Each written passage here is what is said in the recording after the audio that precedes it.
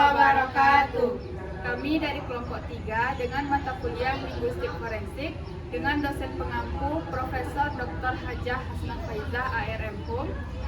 Di anggota kelompok yaitu saya sendiri Dona Fatia Rahma, Saya Angia Agustina.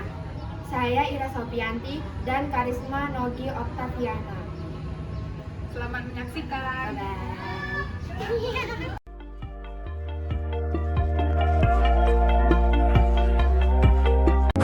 Assalamualaikum warahmatullahi wabarakatuh. Baiklah, di sini saya akan menjelaskan pengertian dari linguistik forensik. Mungkin beberapa dari teman-teman masih ada yang belum paham apa itu linguistik forensik. Nah, menurut Novitasari et al. Tahun 2024, linguistik forensik adalah sebuah cabang ilmu linguistik yang berfokus pada penggunaan bahasa dalam konteks hukum. Konteks hukum yang dimaksud di sini misalnya itu seperti penyelidikan, pembuktian, dan analisis kasus-kasus hukum. Kemudian menurut Subiantoro tahun 2019, linguistik forensik juga berkaitan erat dengan masalah identifikasi penutur berdasarkan dialek, gaya bahasa, atau aksennya. Jadi, linguistik forensik ini seringkali digunakan untuk menganalisis bukti tertulis, misalnya seperti surat atau kontrak. Kemudian juga dapat digunakan untuk membuktikan komunikasi verbal, misalnya seperti percakapan yang terekam. Nah, hal ini berguna untuk mengungkapkan maksud atau identitas atau kebenaran dalam sebuah kasus. Baiklah, selanjutnya saya akan menjelaskan ciri-ciri dari linguistik forensik. Yang pertama yaitu linguistik forensik memiliki parameter forensik, hukum atau kriminal atas linguistik atau kebahasaan. Misalnya pada penyelidikan kasus surat penipuan. Nah, jadi seorang ahli ilmu forensik ini dapat menganalisis gaya bahasa atau gaya tulisan yang digunakan dalam surat tersebut untuk membuktikan apakah surat tersebut ditulis oleh orang yang sama atau bukan.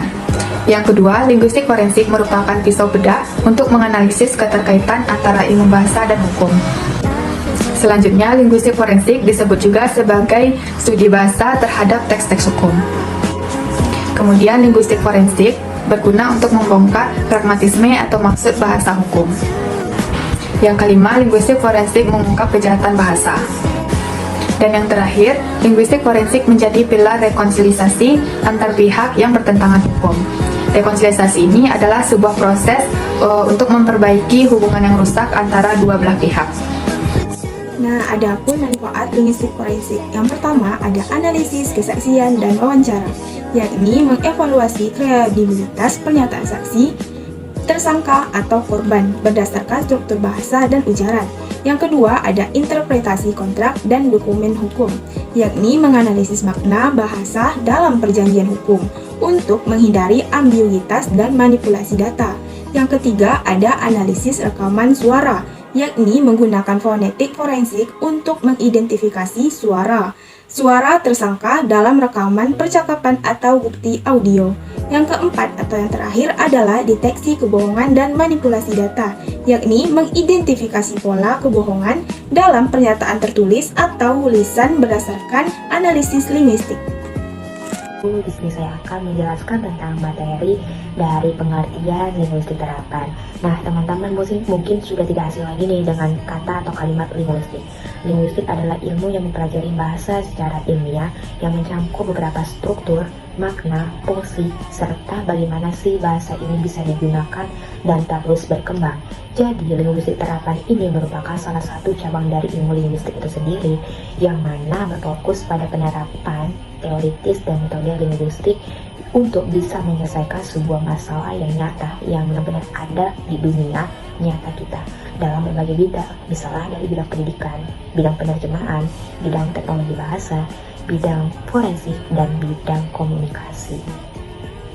Manfaat linguistik forensik terapan yang pertama adalah dalam pengajaran dan pembelajaran bahasa, yang mana linguistik forensik ini berperan penting dan memiliki efisiensi dalam pembelajaran dan pengajaran bahasa.